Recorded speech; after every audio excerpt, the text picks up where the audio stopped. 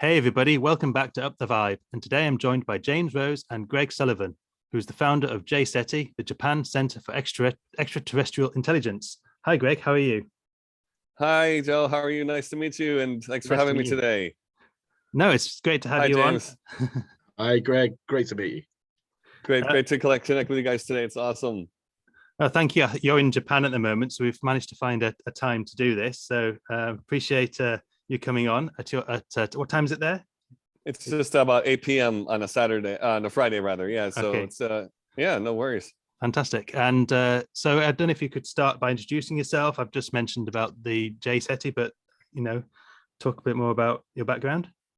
Sure. I'm Irish, born and raised in America, New York area, and I was originally quite active through high school and college, and after college in music production and working in pro audio and recording studios. And I sort of found my way to this topic of contact and ETs, and just by random bits and pieces of random books that fell into my lap or into our circle of friends. And so we had a really intense youth culture in my area, and being close to New York City with all the cultural stimulation there, that was really the sort of basis for my approach to all of what I do now. I look back on some of those formative years with fondness, and there's a lot of synchronicity there that ties into what I do here in Japan now. But I originally, I started traveling, was in New Zealand for half a year, and then moved on to Japan in about 2003. And this turned into this whole long, expat saga. My first 5 years here were sort of like a cultural training, learning the language and working in sort of the typical ALT English teacher scenario, as well as just doing some translation. And I also, one of my initial goals for living abroad, especially here in Japan, was to connect with local artists. So, I was quickly got involved with the local art scene in a city called Fukuoka, which is it's in the far west of Japan, near Korea, there on the island of Kyushu. And basically, I met a lot of great friends right from the get-go, and it just felt like I was kind of in a second home of sorts. And here, 15 years later, all the sort of pangs of, there was something big waiting for me here, or after during those first 5 years, I felt a lot of deep inspiration and sort of like a call to be here even longer. So 15 years later, my sort of life work and my kind of spiritual mission here is greater than I could have ever imagined. So it's just so fun to be able to do everything I've enjoyed for years here in such an amazing country like Japan. Cool. And I know that you've had a history in the music as well. Do you want to talk a bit about that?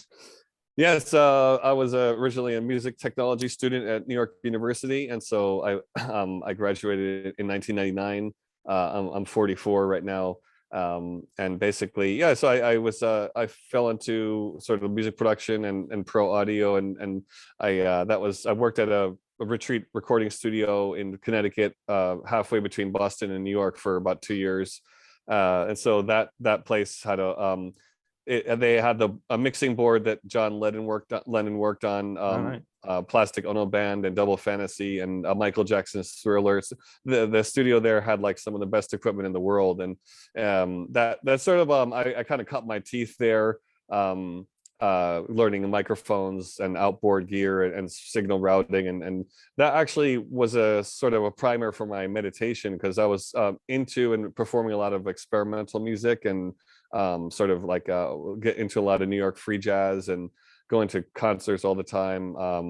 Really big experimental music scene, avant-garde scene as well in New York, as well as synthesis. So I was New York University music program had some of the original analog synthesizers there. So that's sort of like that sort of brain music, space music, and deep ambient music was also like the background for my ET research here. Okay. Yeah, I'm a bit familiar with it myself, and the things like the Moog synthesizer and Oh, that is pretty Yeah, cool, the isn't it? analog, the big analog panel Yeah. consoles, and the original. I think it was when they had one of the original Buchla systems, which is actually more of a West Coast synthesizer. Moog was in upstate New York, as you might know, Yeah. but we had one of the original Buchlas, which was used Okay. by a famous composer called Morton Subotnick, and they did like the Silver Apples on the Moon, and some classic early analog synthesizer pieces that would be in sort of the new music genre of classical, avant-garde classical music. Oh, awesome. Yeah. So Yeah. maybe turn our attention back onto sort of C5 and everything. So how's C5 going in Japan at the moment? Amazing. No, just I basically brought the work here in 2010 and 2009 2010, and it's been an ongoing and just exponential growth the whole time. So at the moment we like kind of working backwards, we have we've had events in pretty much every prefecture over these last 11 years all over Japan, and had all sorts of people come and go, and in the last couple of years, thanks to the growth of the internet and information and the films released by Dr. Greer and whatnot, the interest has really been spiking for sure. So we're seeing more and more interest than ever before, and more and more activity as well. So all of our efforts have been really, really well rewarded. Greg, if I can ask you, I mean, obviously the concept that you've done something mind-blowing here, which is you've built a CE5 community, this consciousness community in a language that wasn't your first language, is quite an incredible achievement. If I can ask you, what have been some of the cultural challenges? Because obviously everybody understands the respectful nature of Japanese culture and the conservative nature of Japanese culture. What have been the challenges created by Japanese culture that created difficulties to build that community over there? That's a great question. Actually, I'll just step back one second to tie the sound stuff into the Japanese language, as you mentioned, and that's it actually is a very important a connection, because during my kind of training as an engineer, audio engineer, the skill of deep listening and also what you might call like inner sensitivity, like being very sensitive to the frequencies of audios, of the difference in subtle difference in audio mixing and whatnot, that ties right into the like reading the type of phenomenon that occurs subtly in the field, you might say. And also my listening skills were very, very sharp. So I picked up Japanese by ear. And I often tell people that it was the sound of it that really, helped me learn it. So, so as far as culturally, yeah, setting up JSETI was a very, very organic process. And it was because of another project that was sort of a pre-YouTube era video project that I got rolling, called Superlogical, which is the channel, was just the new name of my latest new YouTube channel. But because of that, I met some authors in the field and other related research efforts, and I started branching out into publishing and the spiritual community here quite early. So the actual the difficulty was that CE5 was so new and unknown here that kind of trying to break through the barriers of sort of not just stigmata or your normal fear factor, but sort of like the projection of, oh, this is like this work, or are you doing something that is exactly like this meditation, or the spiritual community was quite already well developed here. So kind of like carving our niche where the UFO information was relegated to sort of the occult and the sort of taboo sort of entertainment realm, as if you will, and actually trying to pull that back into a serious spiritual study. It was quite a unique place to be standing. So those were the initial definitely kind of like trying to carve out our niche here in the already quite crowded community was one of the earlier challenges for sure. Also, of course, the language. I had never spoken about this stuff before, so a lot of people who knew me from my first 5 years with the artists and musical community, they were nice enough to stick with me and hear me out, but I had to quickly throw my study into high gear and learn how to say military industrial complex and interdimensional and anti-gravity and free energy and all this stuff in Japanese. So my mind was on overdrive. So that was such an amazing, that I call it, it's almost my type of channeling. You know, it's my form of channeling is to get into the flow and speak about this and in Japanese itself. So people often notice how my Japanese skills actually, they bump up a couple notches if I'm in front of a crowd or whatnot. So I've experienced a lot of support, you might say, from the unseen in that regard. No, that's excellent. In one thing that you can, I mean, the Japanese community that you've built, I think there's only a few countries in the world now where you can say there is this dedicated nationwide community that exists. And obviously you look at Japan, I think you've got the same thing in Australia, that we've got that now in the UK. For countries that are looking at trying to build more of a sort of nationwide community network, what would be your advice to practitioners in new countries that are looking at Japan going, that's a really good model? What would be your advice for them about building that community model? That's a great question. I hate to step back a second, but I just want to say the other quick little challenge was in Japan, the unique challenge was because of the language barrier, there was such a lack of information that was translated from Dr. Greer's archive, especially.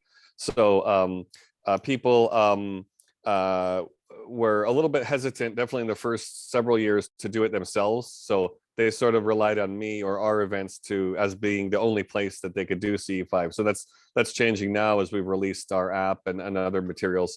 Yeah, but definitely I've been very interested in helping to support people trying to do a nationwide effort or represent a certain country in the years to come. So I'd say like one particular suggestion that I've had is before you go outside is to definitely maybe try and do a screening event at a local venue or a library or a bookstore or whatnot. You know, it is the age of online streaming and on demand and whatnot, and that might seem a little bit archaic, but the gathering for a small talk event or just a meet and greet or a screening is a great way to start things. Also recently, you know, we've been working with Zoom. You know, I love Zoom. I was a very, very early adapter to this tool, and we've been that's on the other flip side of being completely remote. And if people have hang-ups or they're interested, but they feel hesitant about doing a completely remote Zoom event where you give people the basic outline of what they should do and where they should be, and then start the Zoom meeting where you're all doing a remote meditation or the protocols individually at the same time. Kind of be interesting too. Yeah, you have the protocols and the CE5 meditations and stuff. Are they all in Japanese, or do you have to switch between languages? Yes, that was what in the formative years of JSETI. I kind of very organically, slowly, up until 2009 to 2012 was the kind of era of me slowly translating the long CTS coherent thought sequencing script and other bits and pieces. And in 2012, we released 3 releases, 2 CDs and 1 DVD that were Dr. Greer's material and my original material, and that's been what we've called our ambassador to the stars, sort of like, you know, JSETI series there, volume 1, 2, and 3. Some of those videos were released on Dr. Greer's channel on YouTube with the kind of visual training that was released after the CE5 film came out. All of those were inspired by intuition in the field by the ETs. And I was told to film sparklers, which was sort of a strange thing. So we were in the field doing a CE5 and filming these sparklers. And then our editor by accident discovered all these different video effects. And it just made this really intense mirrored kind of like a Fibonacci video. It was so people have really enjoyed using that here too. Wow. About you, some of the things that you mentioned earlier on, I want to ask you about a bit more, and they relate obviously to your previous life in sound. You mentioned earlier on that you pretty much picked up the Japanese language by hearing it, by the sounds. So obviously the vibrations and everything else.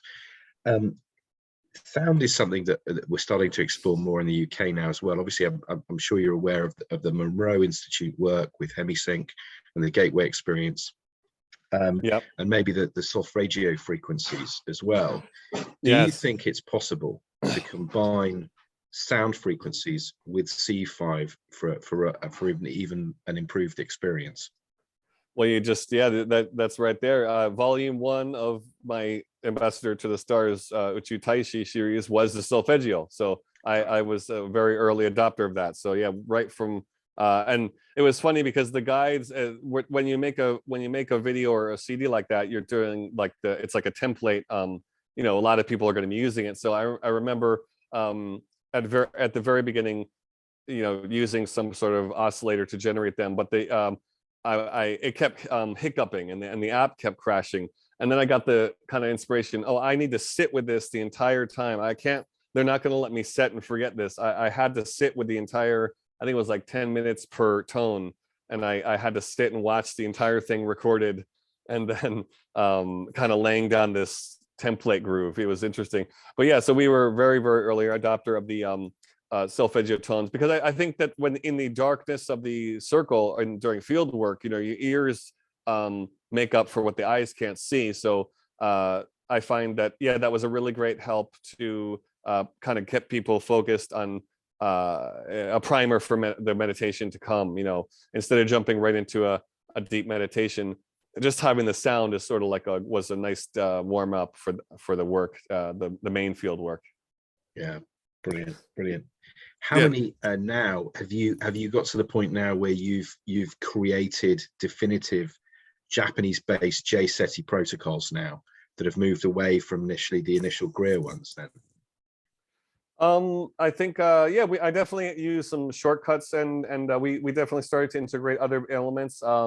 One of them is what's it called, the 12-dimensional shield, and that's I love Lisa Renee as a kind of more on the Ascension work. She's super cutting edge in that regard. So that it's also called the Maharic seal, but we do like it's enclosing the group in a vortex.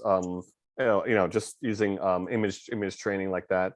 I also do and then we also work closely with the space and like clearing the location. So I also do a thing that's called recently the sort of like a release of other people's energy. I think a lot of people might be called highly sensitive people who are involved with this, you know, empaths, and they tend to pick up. We end up picking up different things that aren't our own. So as a really kind of like a shortcut I've been incorporating recently is a kind of affirmation / mantra that says, I release all, you know, fear that's not my own, or I release all anxiety that's not my own. And just by kind of putting that into word, you'll feel this sort of you know, see people get nervous, and there's all sorts of tension. There could be all sorts of tension or all different types of readiness levels, and it's a great way to just kind of get everyone on the same page energetically. It's fantastic. In Japanese, like it's sort of like in a yoga class when you do, you know, before you start the greeting to the teacher, or maybe a couple of deep breaths or an om or something, just like a warm up like that helps get the engine started for the group, I find. That's a brilliant idea. Do you have an English language version of that we could jump on at some point? Yeah. I just, you say, I release all ... that's not my own. And I just go down the list of frustration, all the negative emotions or potentially heavy emotions, you know, anxiety, fear, anger, pain, grief, worry, you know, so the Japanese have a word for that called the kotodama. It's like the spirit of the word. So just by using the power of your word, it's actually works on the entire aura, the entire energy of the group, very powerfully.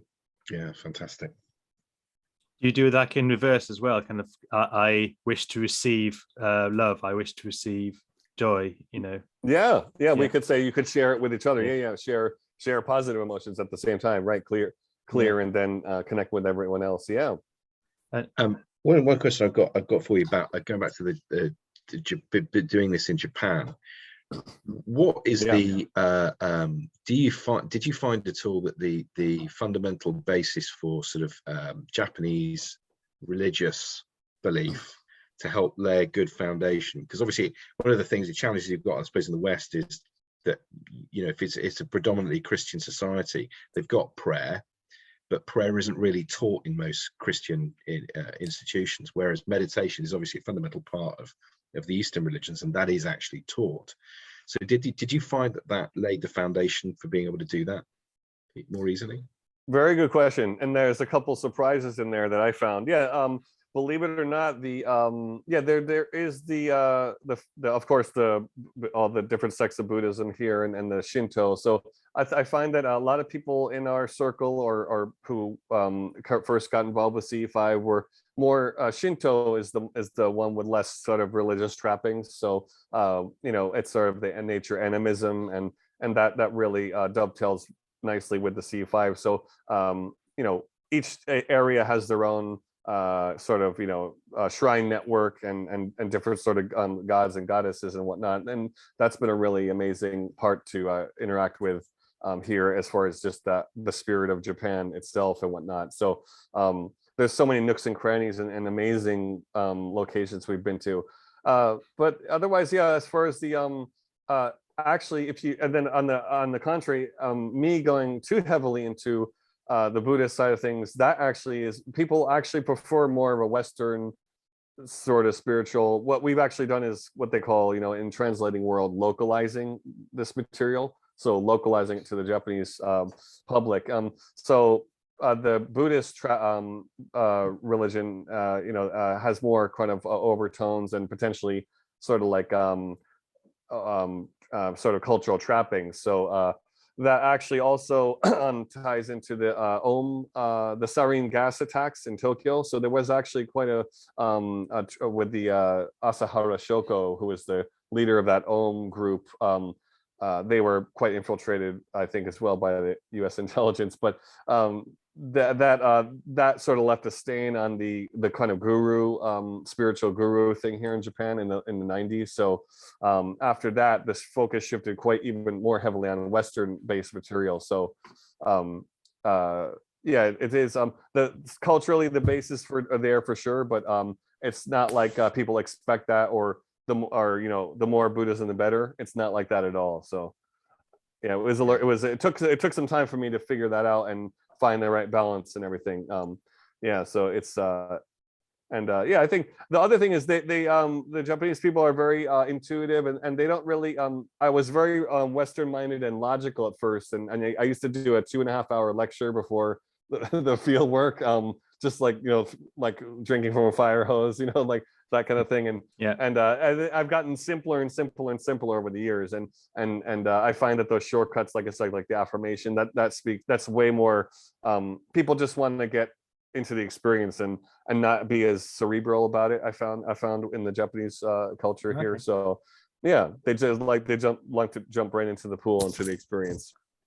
Yeah, I was going to ask actually about, I'm assuming you've done some CE5 as well in like maybe New York or maybe in the UK or whatever, but are there other key differences you find between, you know, the experience of doing CE5 between the countries?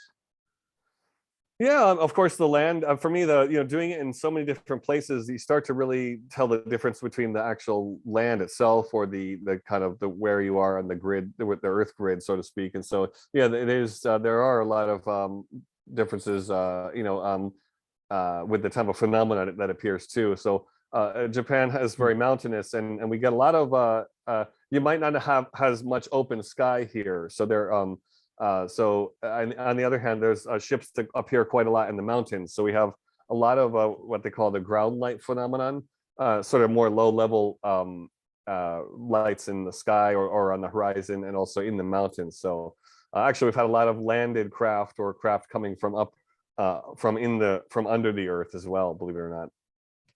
Wow. Okay. Yeah. And does the sightings, do they have like I'm going to say Japanese bent, as in there's some aspects of it that you think, oh, that's something that's coming from the fact that they're Japanese and they're viewing it from a Japanese perspective? Is there anything there that differs? Yeah, not too much. I mean, not a whole lot. I think it is. There are some. Yeah, there are definitely those things that tie all contact together. It's a global phenomenon. It is so. I think that coherence is coherence, and if you have a group on the same page, it's pretty much the same anywhere. Getting there is, of course, a different story. I've been very lucky, with the Japanese people with their the Japanese society with their group, the kind of not sort of hive mind, but the way their group interaction is like some of the best in the world. So that it's very easy to get to a coherent state. Their cooperative,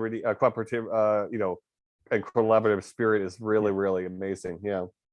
Okay. And what are the top CE5 locations you've been at?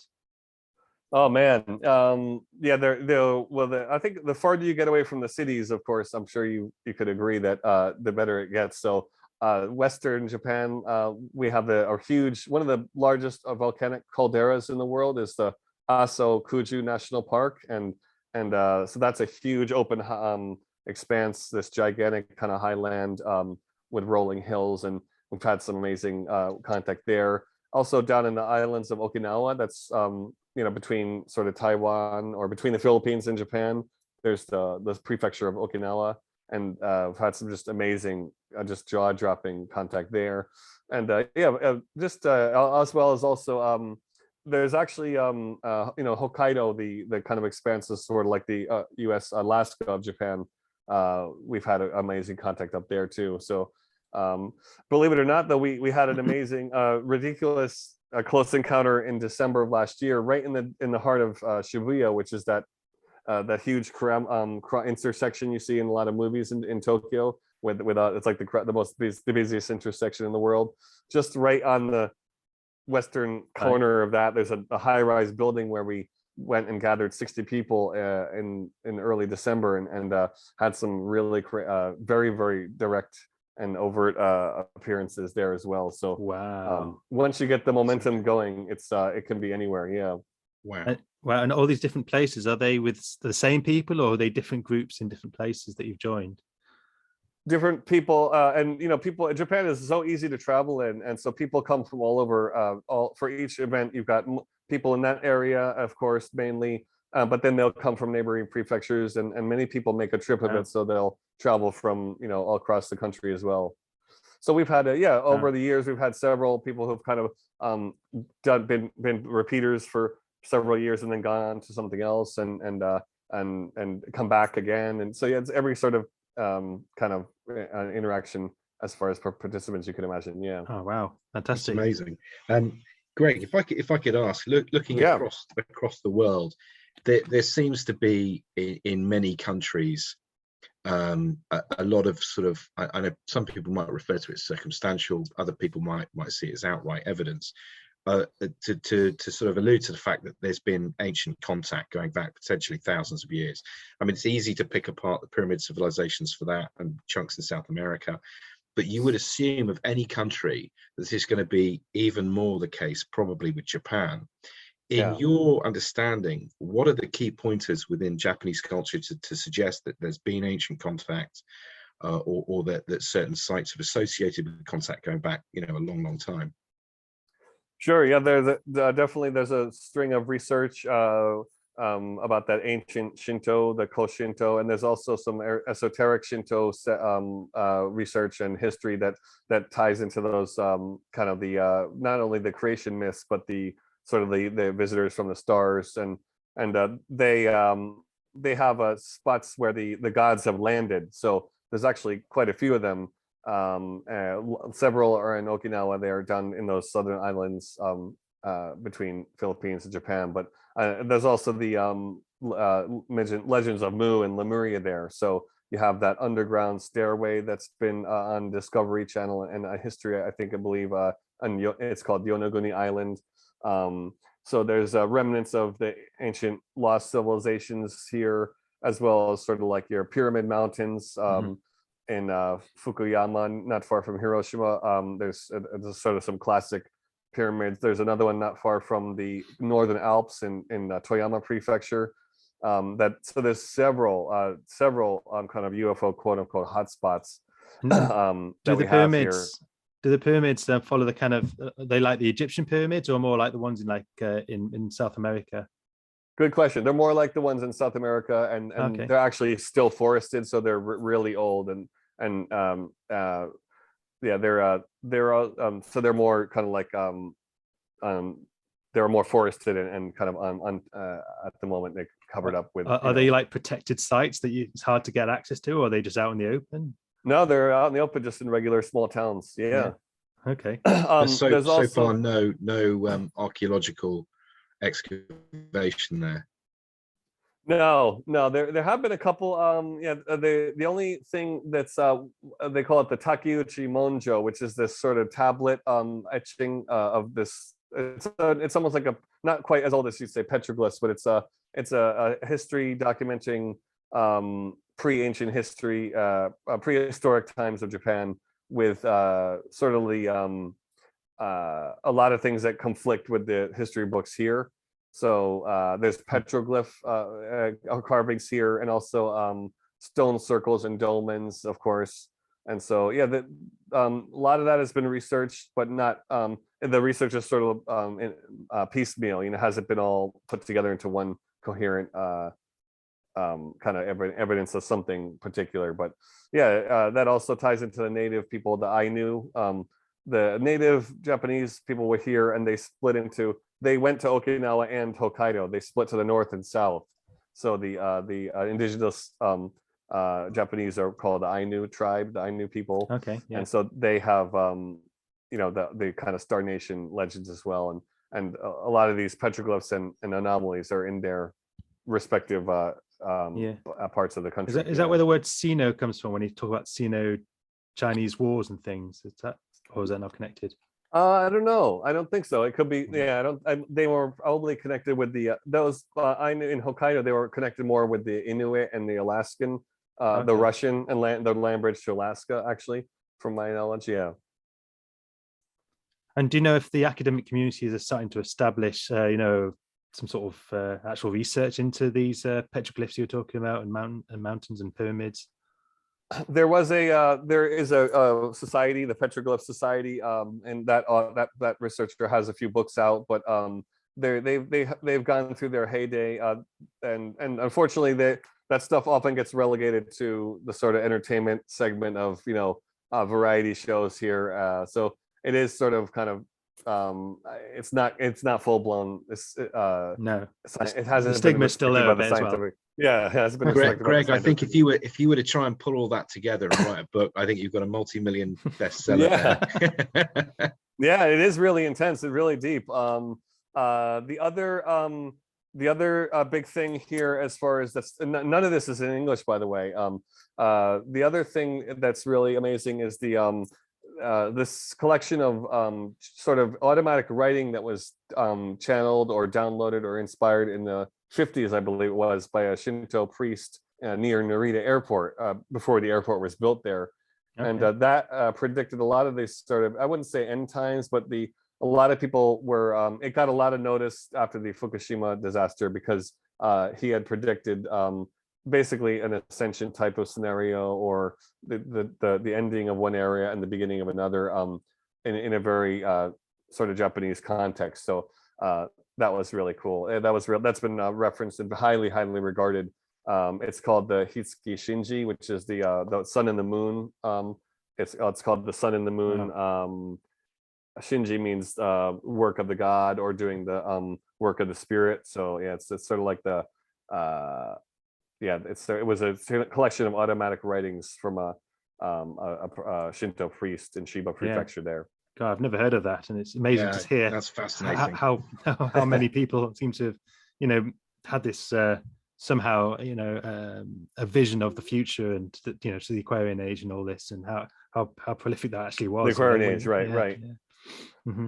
Yeah, Greg, it sounds. Sorry, Joe. It sounds like there's a quite extraordinary amount that we need to learn from Japan about all these things.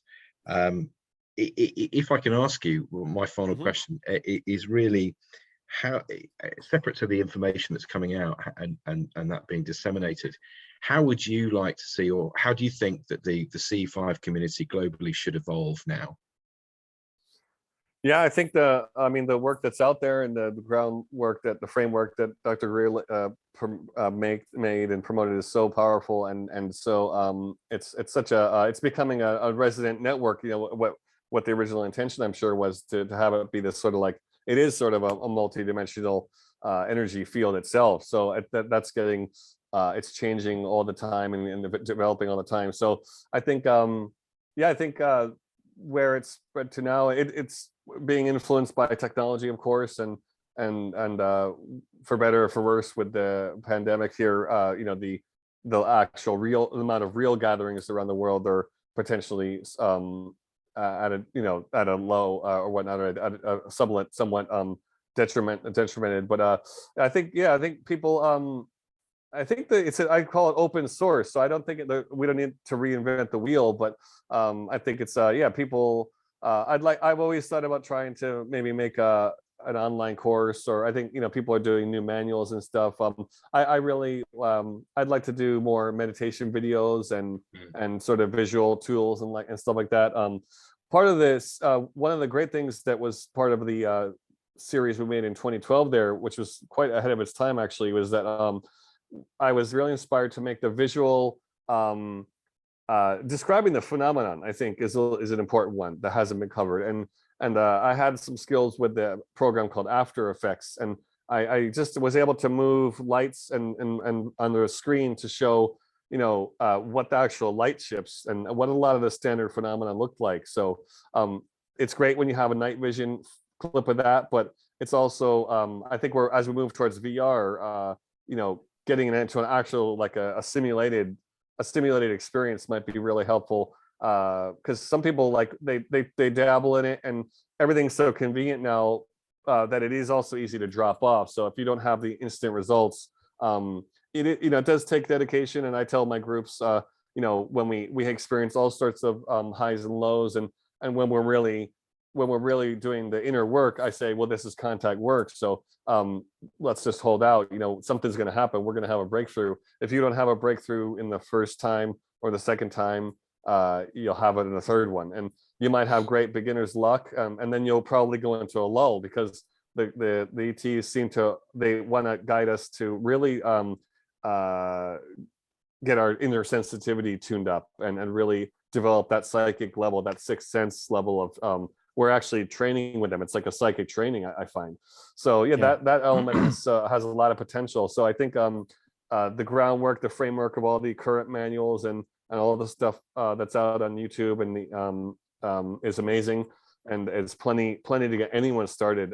But I think as we come into the next 10 years, it'd be great. We could have like a version 2.0 and with all sorts of new curriculum, or I think that's stuff. So yeah, I'd love to be a part of that as well. You've probably already answered this, but I mean, I guess it's connected. But do you see that? What do you see the future of JSETI at the moment? Is that all connected, or is there something separate to that? That's actually, yeah. That's I've, believe it or not, one thing, we don't have a Japanese manual here yet. So I've been definitely, you know, I've had all of our experiences. And we have our app. We've made our Japanese version of the JCETI app here.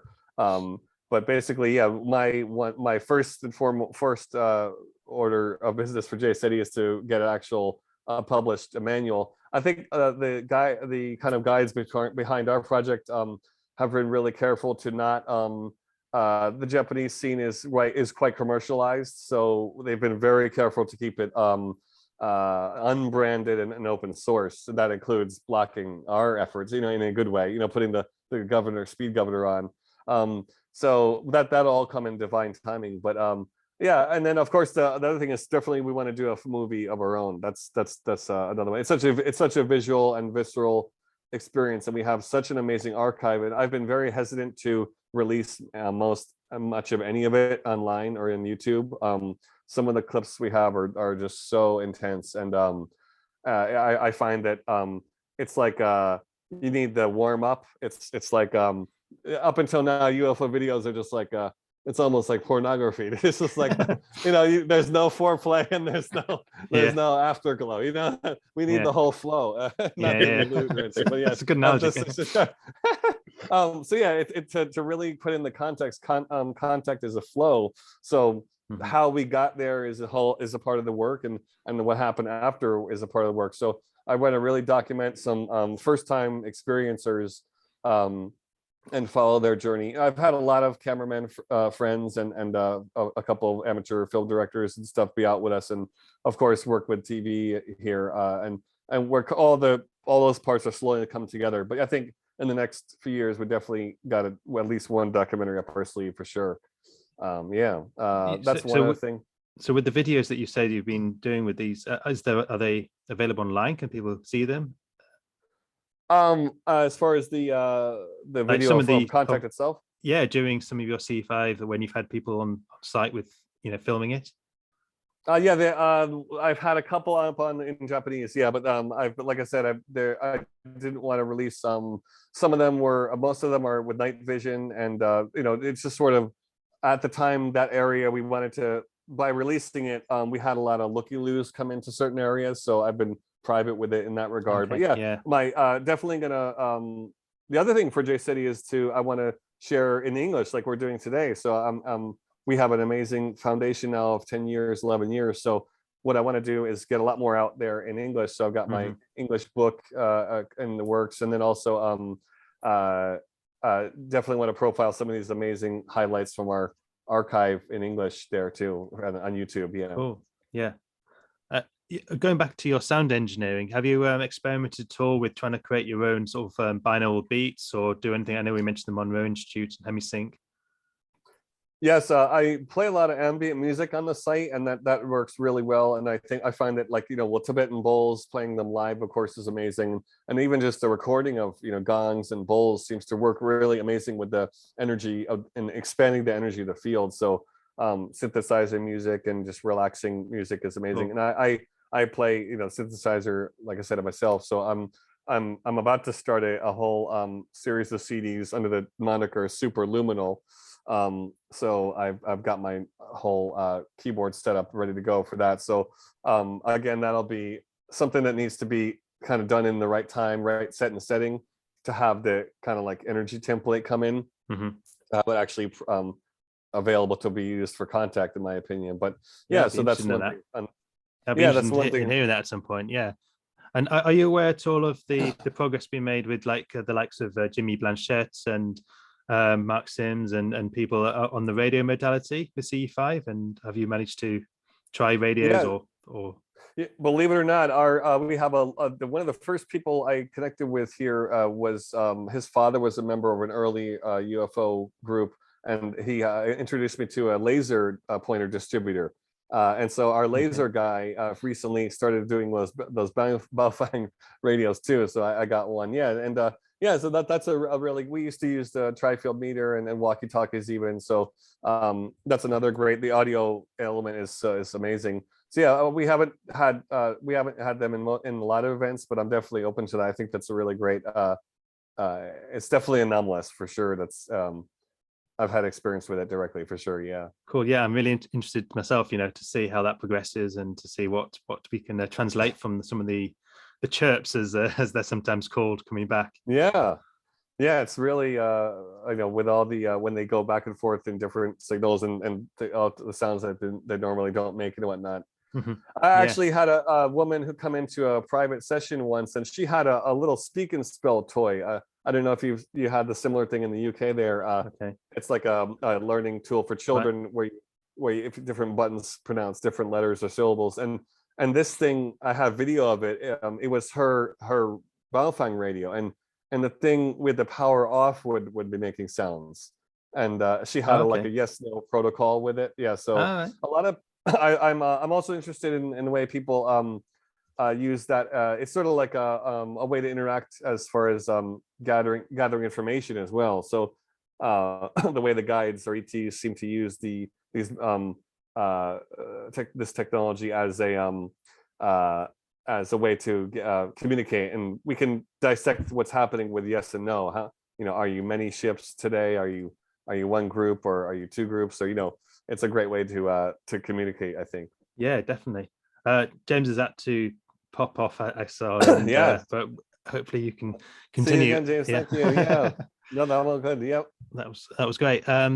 So actually, to talk a bit more on the UFO experiences side, have you had many experiences growing up that got you into the subject? You talked about reading around the subject, but anything that you can talk about? I wanted to just let me. I hate to let me just. Can you hold that so for 1 second? Sure. I wanted to just say that, like, just to give people an image. I didn't mean to brush off like there's nothing special about the Japanese groups at all. I would have just actually say that we specialize more in actually doing overnight retreats, and we've done like for over 500, I think now, more than that. They're basically, if you imagine, Japan has like some of the world's best hotels and the best hotel service culture in the world. So that part of the thing is that you're able to cancel and change room and guest numbers until almost the last minute. So that system has been really helpful with our events. And we normally have overnights where we gather at 3 p.m. and then the group could be anywhere from 20 to 50 people. And we the time flies by, but we usually do a 1 night, 2 day gathering with the whole lecture, and then of course the field work, and then a debriefing the next morning. So that's been my sort of specialty throughout the years. I think that the thing that's so amazing is that with the CE5 is not to it's, for me, it's like a next generation spirituality, because I find that that, like I said, this really the long-term roots and the spiritual community here had so many superstars. They had like the big Bashar boom here, a lot of channeling fans, and a lot of and that with that comes a lot of pre-programmed conceptions. So I find that with the CE5, you're actually peeling away that programming, and you're saying it's not this, it's this, and it's not this, and this. It's this other thing. There's an X factor that you have to experience. But once you break through, the most amazing thing for me about CE5 is that it's actually showing, you're making the world of the unseen visible. And that's something, that proof factor, that sort of live evidence of the group field work for me is like, that's such a next dimensional, next generation thing for a lot of spiritual or sort of new age compared to other new age or spiritual schools or practices, because so much of it is subjective. So with CE5 contact and ET contact, what's amazing is that it is highly subjective, but there is that definitive objective element that really is sort of like undeniable with the group experience.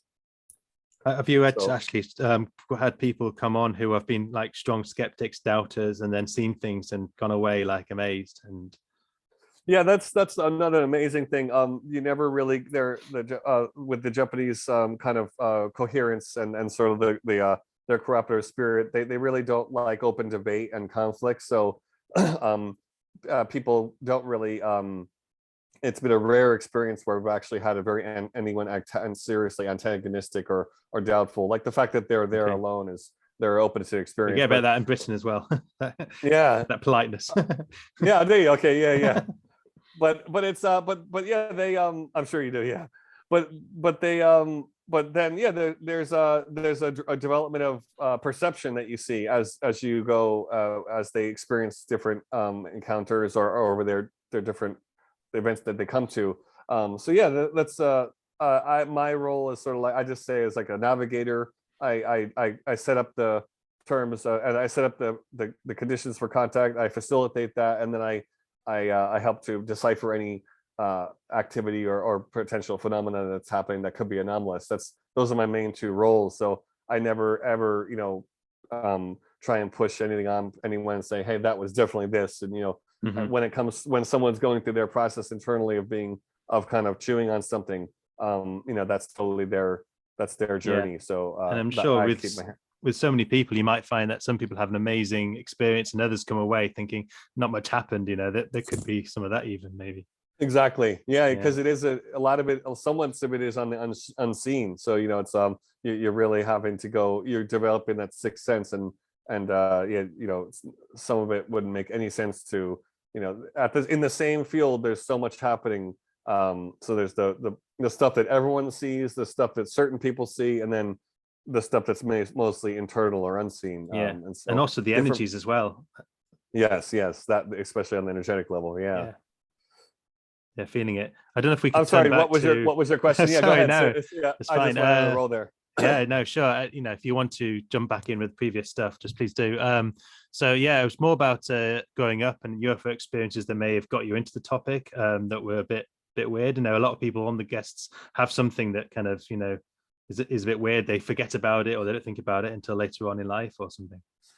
Yeah, for sure. I mean, I definitely, one of the big ones was I had a couple amazing books come into my life that were very poignant at important times, and one of them was written by a guy who was working at my dad's office in New York, actually, and he gave my dad a pre-published copy of, it's called The Occult Connection, and it sort of tied everything that is sort of in the quote unquote conspiratorial world out there. It's all in one book, and it was like, you know, Project Grudge and sort of that sort of abduction era, Majestic 12, all that stuff. So that I really kind of did at an early age, and I actually called one of the numbers. It was I don't know why there was a phone number in the book, but one of the sort of actually, when you come down to it, they were a MyLab, you know, support group, but the abductee group, you know, I actually contacted them, and they called me back, and my parents got a little, I was probably in early high school, maybe late junior high, like quite young, and my parents got a little alarmed, and the book disappeared, and they were like, okay, let's shut this research down. So I was sort of like subconsciously drawn to the subject, and had those early sort of formative experiences through the literature in the beginning. And then so it sounds like your parents weren't as engaged in the topic at all. No, not at all. No. Yeah. I didn't have any, you know, I definitely had what I didn't realize now was sort of like more energetic contact for sure, and sort of like feelings of being guided or watched from above. I always loved astronomy, and you know, just kind of felt that sort of amazing deep harmony with the cosmos come over me, wash over me. So in those early childhood meditative experiences or cosmic consciousness experiences were there. I'm sure I saw a few UFOs here and there, but then you know, the light ships, they sometimes flash extremely fast. You know, flash bulbs.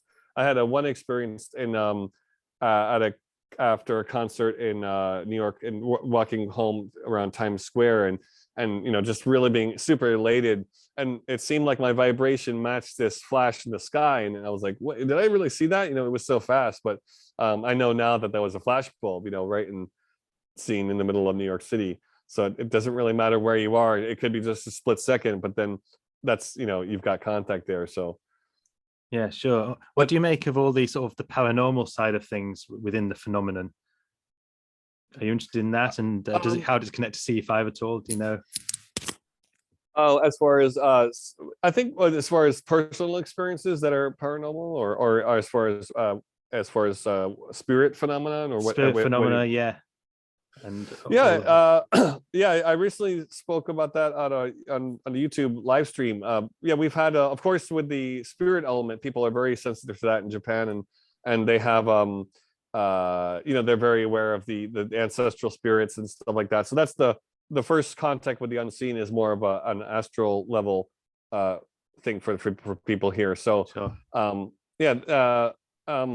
But basically I think it all ties in together. I think, you know, the energy for me, the energy coming from the ships or the higher dimensional phenomena is a great barometer to set. So once you start to come down from there, you know, you're able to, you might open yourself up to pick up like less harmonious energies, and a lot of times we are asked to clear those things. So we clear the land of, you know, some places in Japan have been ancient battle sites and whatnot. So we've healed the land through the contact there. Okay. So but yeah, people experience orbs, of course, and you know, all sorts of, but it's mainly benign and sort of more on the magical side of things. I kind of, as I got more and more into doing more of this work, I really lost interest in anything that was sort of more chaotic or fear-based, and unfortunately that's been very prevalent here with the TV culture, and the Japanese TV has really abused the topic with a lot of negative stigmata and disinformation. So that's one of the other kind of hurdles. The only major hurdle with the UFO phenomenon is that it had been so heavily programmed in the 90s.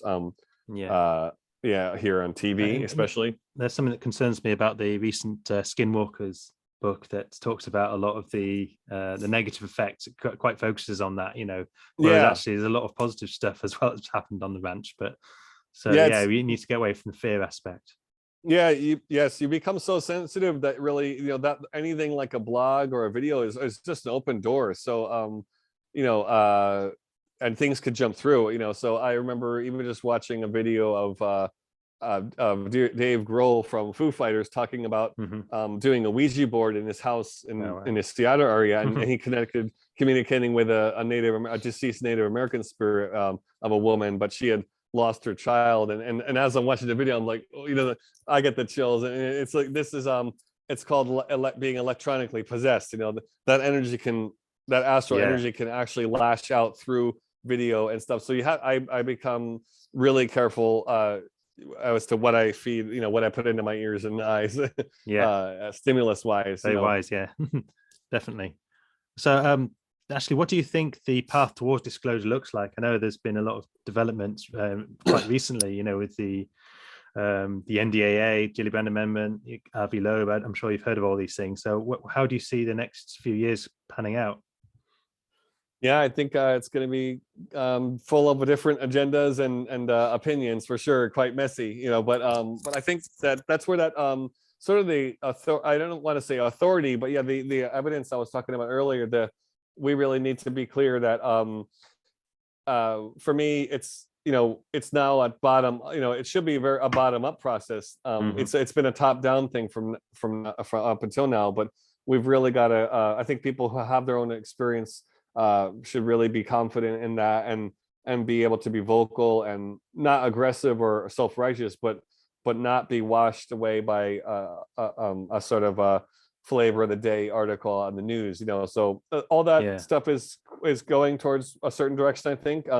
And although elements might be trying to spin the information, as long as we remain neutral, we can kind of shift it up into the higher octave of positive spiritual contact for sure. Yeah, I mean, I'm watching a lot of the developments there, but at the same time, I think just like you that CE5 and other bottom up approaches are probably going to be where the real the real meat comes from, in terms of really gaining traction into disclosure. Yes, yeah. I do want to be clear. I mean, I do have I've agreed with Dr. Greer pretty much all throughout the years, and what he's said, what he's purported in most of the films, including the recent Cosmic Hoax. We lately things are so polarized. You're on one side or the other. But I will put in my 2 cents to say that struggling to release Sirius here and all the kind of media roadblocks we hit with trying to do some very simple things with the disclosure project information suddenly changed, and on a lot of the people who wouldn't give us the time of day before were suddenly then talking about the Nimitz thing and the TikTok and everything. So that for me, for the Japanese media, that was a sort of they were given the go ahead to release that. It's very obvious here what information was blacklisted and what wasn't. So that's just from a very non-Western country perspective. You look at the same people who pretty much were running disinformation or these very negative programs all along, and then they ignore the disclosure project and they ignore CE5, and then suddenly in 2017 or 2018 they're sharing about the Pentagon report and TTSA and everything else. So just take that for what that you will. Take that for whatever it means. I think 2017 and that Nimitz incident was characterized what was probably the start of a sea change in the stigma and on the topic. And I'm noticing it as well. I was listening to the BBC radio, and they were talking about UFOs, and of course there was a lot of, have you seen a UFO? And trying to make it sound like that that everyone that was coming on talking was a bunch of idiots. But actually, it's starting to get talked about, which is great. And eventually, you know, they won't be able to just pull off this kind of stigma anymore, and things are going to change. It'll take time, but you know, I can see it happening.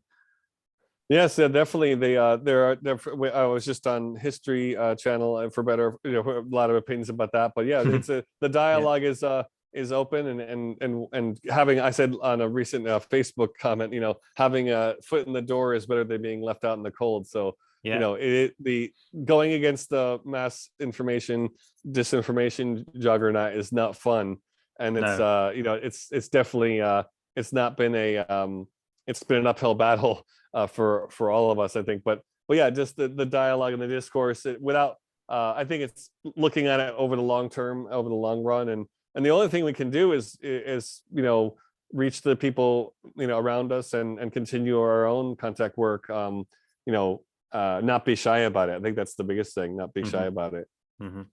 Yeah, and maybe get some of these journalists onto CE5 events and yeah, that's another thing. Yeah, yes, get them to talk about it within in the media and change the tune on that. Yeah, the ships will always come out and play during those media forays. We've never been let down on a TV outing or anything. So whether they show the stuff we film or not is another story. But yeah, it does change the yeah. It does change, but people it is changing. So you know, in Japan here, just in the last 2 years with the pandemic, the TV, they were really obviously kind of boycotting our work here, and we had a lot of trouble with that. But it's changed 180. You know, when they pulled the 180 with YouTube here, and they're actually now competing quite aggressively for content. So their hurdle for the you know, what you've got to be on TV just just changed quite a bit. So I was on twice or three times in the last year. Yeah. Okay. And do you think there's a difference to and these are multi-million, the shows I'm talking about are like multi-million viewed primetime, like golden time, you know, BBC level, or sort of like, you know, satellite TV things here who are, not, you know, super broader famous than shows. Japan, across in Japan, you know. yeah. Okay. And does it go across into other countries? No, I'm sorry, in Japan itself, but viewed by like tons of people. Yeah.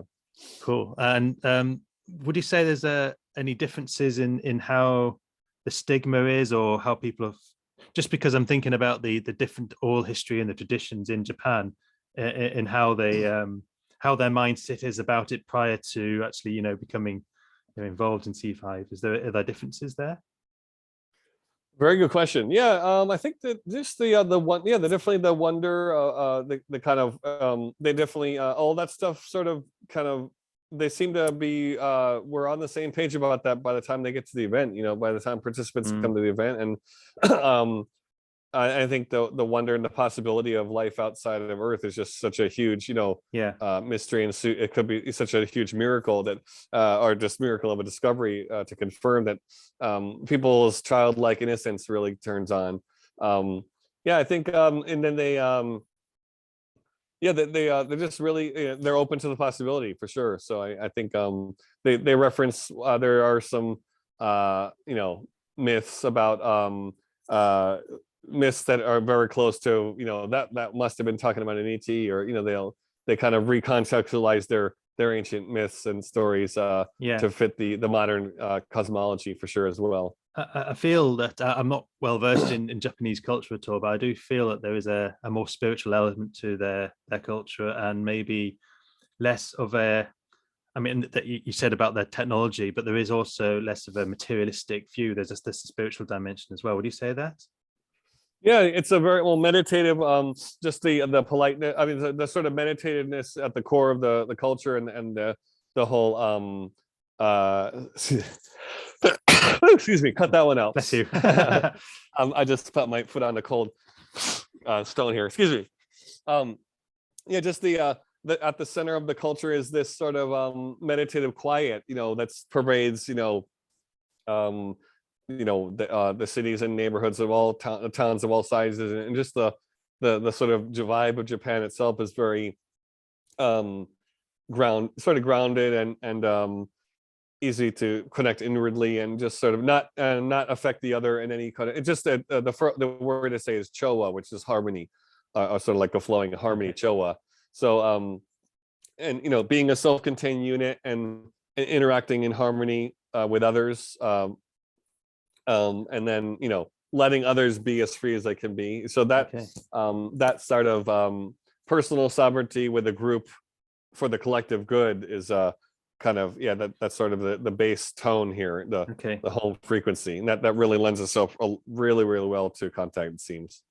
I might be completely wrong here, so I'm just going to throw it out there, but I think I've heard it was a while ago that the language itself is quite different in how it treats time. Is that true, that future events and past events are talked about as if they're present events, in the way that there's no concept of future and past things that happened? It's more like, this is what happened, but it happened then, but it's the way the tenses work. Is that true? I think it could be some way. Yeah, of course there's a regular past tense and future tense, but I wonder what context. I wonder what example you had heard that talked about it in. I'm sure, I don't know whether that's a literary sense. As far as just spoken in Japanese, of course, there's the regular past tense, future tense, but I don't know. It was more about how things are described in the future, but they're kind of more seen as a now moment that will be in the future. It kind of there's a difference to it that maybe it's very subtle and something I didn't quite understand. But I think when you say like it's so like there is a way of talking about the future present tense where it says like it's almost not it's for me more than actually that is more like the telepathic element, the unspoken element, the actual lack of words. So when they say kuki yomeru, it means read the air. So the unspoken word is a lot more powerful than the spoken word. So you're supposed to read what people are implying without saying it, or the space between the words. So that's another element to the language here, culturally. That's really interesting. Yeah.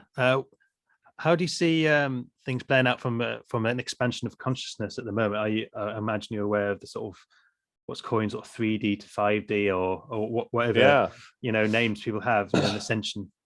Yes, that's one of my specialty. I do a lot with the Ascension work, and I've written 2 books, Hologram Mind 1 and 2, and I talk a lot about that on YouTube. So I get definitely talking about the earth changes, and obviously people here are very tuned into the earth changes, because they've got the 4 enormous tectonic plates meeting in Japan, and there's the Nankai Trough, it's called, where there's a couple major earthquakes that are expected that have been kind of overdue. So and then with the whole Fukushima thing, so there's that element that people are sensitive to, and then of course the information coming from about the different galactic groups and their agendas and stuff, and stuff happening inside of the earth. I'm definitely interested in all that for sure. Yeah, and I think when you do CE5 itself is sort of an ascension work, so we've been really guided to kind of find out that's been a grid work. It's been a really big grid work project here, and we often suddenly are asked to do an event somewhere, or I'm inspired to go somewhere, and it's sort of like a co-creative project with the guides, it seems like. So and in recent years I've done a lot of this kind of energy work in the field. So a lot of people are the star seeds, the indigos and star seeds. So that word is really caught on here, and I asked the guides actually do quite a bit of energy work. So I've incorporated a lot of sort of this ET healing, and that was touched on, of course, in the CE5 film. But we often request sort of light codes and DNA upgrades and stuff like that, and that's people really have a powerful. It really supercharges the contact work. So when we get into the circle, I'm usually kind of invoking a download of energy, and I've been doing that for the past like 4 years or more. So that Ascension element was quickly onboarded into our projects for sure. Yes, it's very important. I think an important part of the the growth of humanity and the disclosure and everything. Yeah. Yes. I was actually, you mentioned about all the different tectonic plates that meet there. I don't know if you've heard of, I think it's called the Dragon Triangle. I may maybe again another thing that maybe Devil's Triangle. Yeah, Devil's yeah. Triangle. Right? Is this Yeah. is it similar to the Bermuda Triangle? Is that something that's very real? Yeah, I think it's on the other side, exactly the other side, right? That's potentially relating to the Atlantean technology or whatnot, submerged Atlantean civilization, and there's potential. Those places are really just like portals, where interdimensional activity occurs easily, and there's a lot of theories as to why that might be. The prediction, some of the readings of Edgar Casey touch on that. That's more on the Caribbean side, but Caribbean side, yeah. But it's fascinating though. yes, for sure.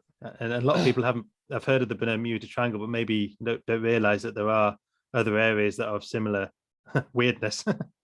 Yes, yeah. One of the spots in Japan it's actually a zero. There's no.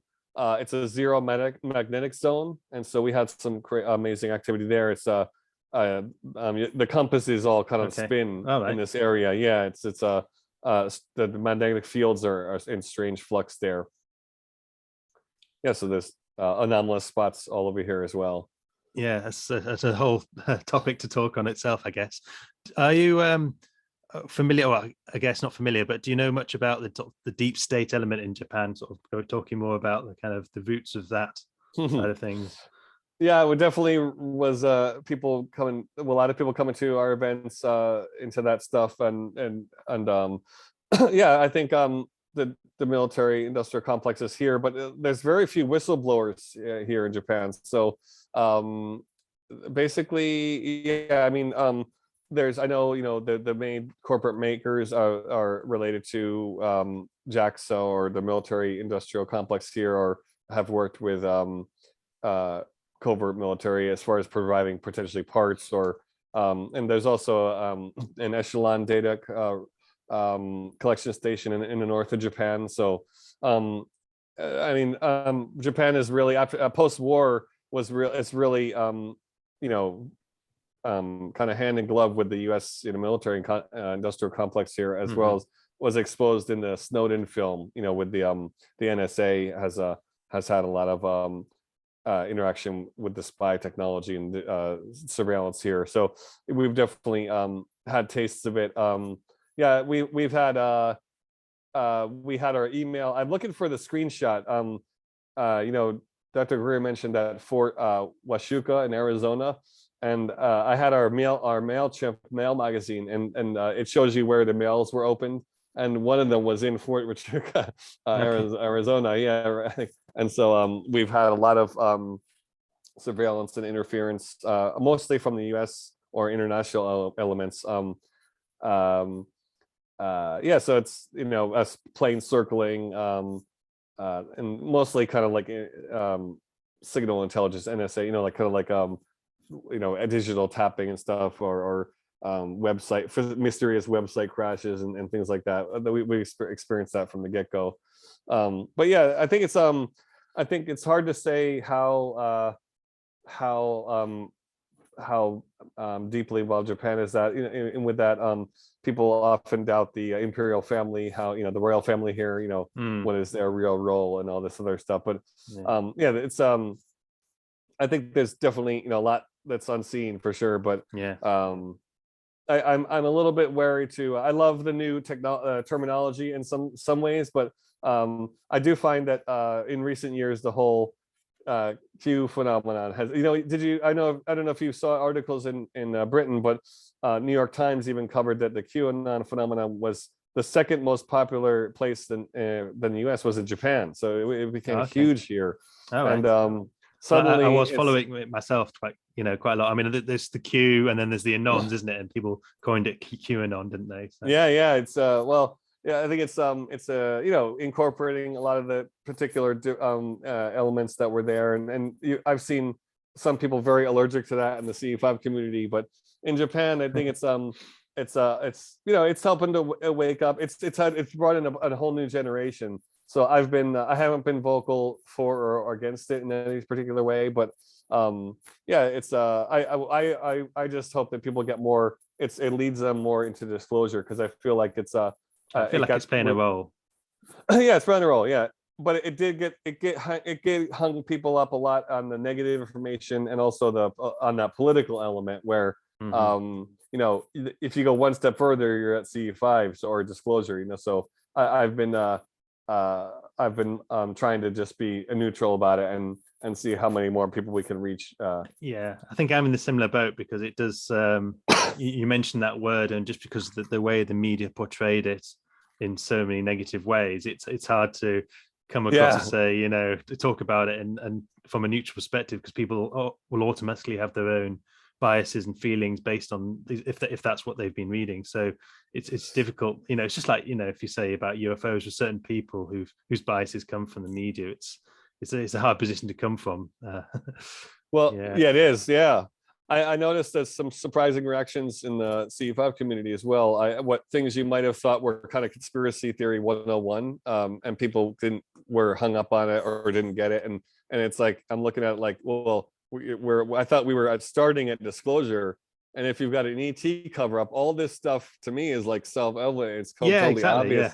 And how could that seem like ridiculous? You know, there is a lot of strange, of course, smoke and mirrors and manipulation of photographs and stuff. That's when you get used to. I think the UFO cover up is the ultimate training for discerning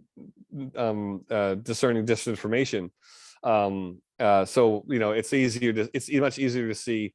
I don't go as far as to say that like John F. Kennedy is still alive, and you know, that is a mem, you know.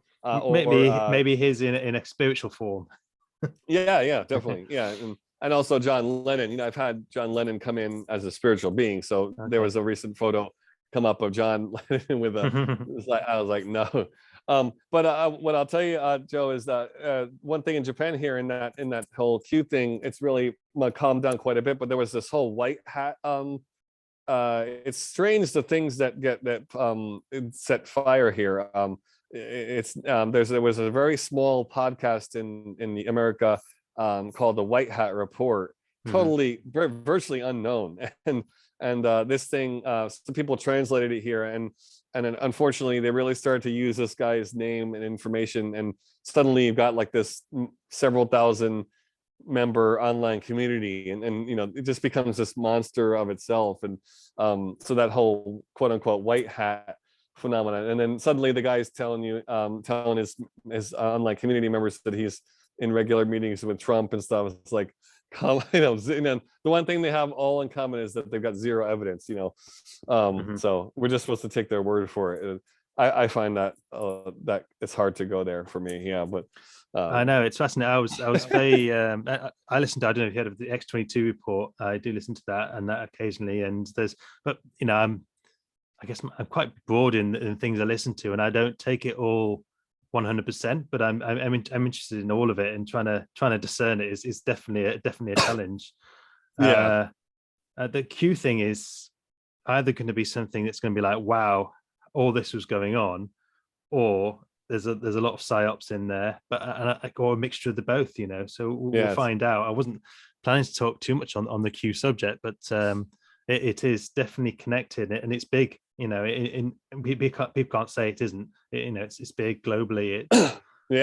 And regardless of whether you think it's a force, whatever you think it is, when you actually look at it, it's a force for trying to remove the deep state and trying to stop the child trafficking and a lot of the networks around that.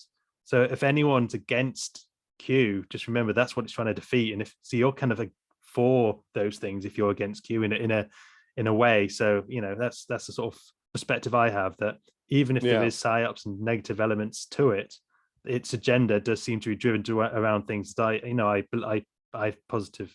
I think it's very positive, you know.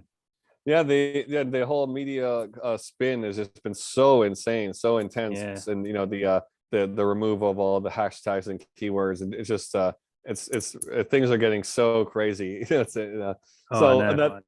I think that for just to be for me, that I think it's great to be aware on all those levels, but and at the end of the day, like the contact work is sort of like, it's the old, it's actually, it's the fantasy that became reality. It's like, and it's also the sort of the more higher dimensional solution. We can't solve the problems at the same level they were created, energetically. So lifting yourself into self-mastery seems to be the best way for me to sort of like override a lot of those energies, or just working on the spiritual dimension is so powerful. Yeah, and I completely agree. And for me, with all the different dimensions of all the research I've done and all the different things that are going on, the CE5 and the kind of UFO disclosures one, which I feel is positive for me as well as positive for the world. That's why I'm kind of probably getting more focused on that, although I am trying to keeping all the other circles.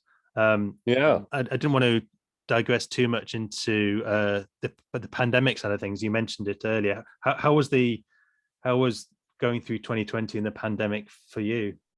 Pretty surreal, but it was not actually, believe it or not, pretty peaceful and almost not quite life as usual. We in 2020 itself, we had a pretty solid event schedule, and we didn't have many interruptions. So the lockdown we didn't have a full on hard lockdown, so we were able to just we were able to be online, or I was able to do work in our office and stuff, and be out and about, and living in Tokyo at the time. I was able to, I wasn't really hindered that much, and getting out into the country provided nice respite from the sort of elongated city life. And then when we got into spring and summer, people were really, it made it that much more special to be gathering. So we also had a lot of, the context sort of really changed as well. So it was even more dynamic, and the sort of, the fact that you knew there wasn't a lot of people out and about at all just made it even that much more kind of, cosmic, it really bringing up the contrast level of how we're in a global crisis, so to speak. And we're all kind of, no matter what country you're in, we were all facing the same dilemmas in this time. So that made it the contact extra poignant. And then thanks to YouTube exploding in 2020, we had just unbelievable turnouts. So it wasn't like people were afraid or bashful at all. So we had and then I find that the some physicists here have spoken about this, where the law of entropy is, as long as you're in this high vibration, it's very hard. We hadn't had any, as far as I'm aware of, one person can bring in or contract the virus at an event. So it's like, we're not like anti-maskers or anti-vaxxers, but we just, I was inspired to do the events, and we did them, and they were amazing. So but you already have masks in the culture, right? There's a lot more masks. Yeah, and it's a very highly, of course, cleanly and etiquette, etiquette and cleanliness driven culture here. So it's those things kind of being a given were a part of it as well. And in terms of the vaccine mandates and things, I understand that you haven't gone ahead with that kind of vaccine passport and things. Is that correct in Japan? Or? Yes. Yeah. Thank God. Yeah. Yeah, that's good. I mean, for me, that was a worrying thing, and I think unfortunately Europe has adopted it quite a lot in certain areas. Yeah. But the UK is pretty relaxed on it, which is good.